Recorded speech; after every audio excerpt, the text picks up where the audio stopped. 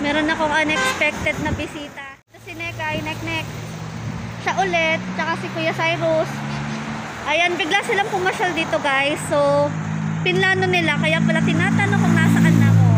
So, ayan, gagala kami dito sa airsoft ni Kuya.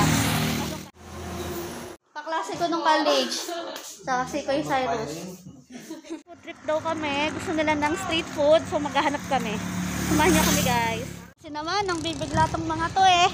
Kaya pala, panay ang chat. Kala ko, gagala kami. Pala, iso-surprise ako. Na kami sa palengke, guys. Guys, may nakita kami. Street sisig. Na-tsempuhan namin. Actually, inaabangan ko din yan. Ayan ang street sisig. Ayan, guys. Street sisig. So, na-timingan namin ngayon. 3 order po. With rice po.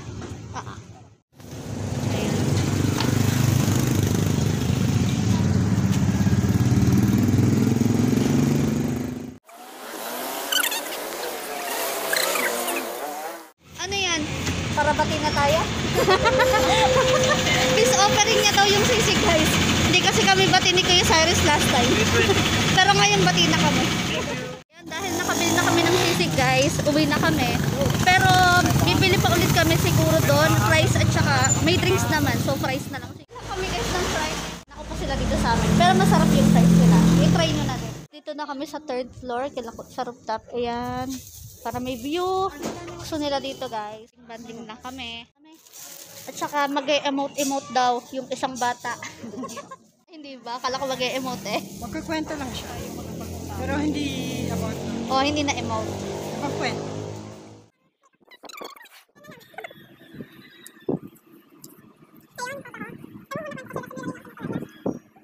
Yung pala yung pagkakalawak ng narating.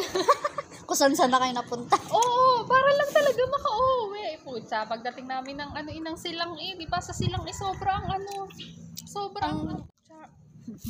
galit pa ako noon kung saan kami nasuot. Ako pag-gising ko na umaga, edi tinitignan ko. Kasi mga pinsa ko nag-post kasi lang may ashfall na din mga sasakyan. Wala dito. Tapos ano kasi ito yung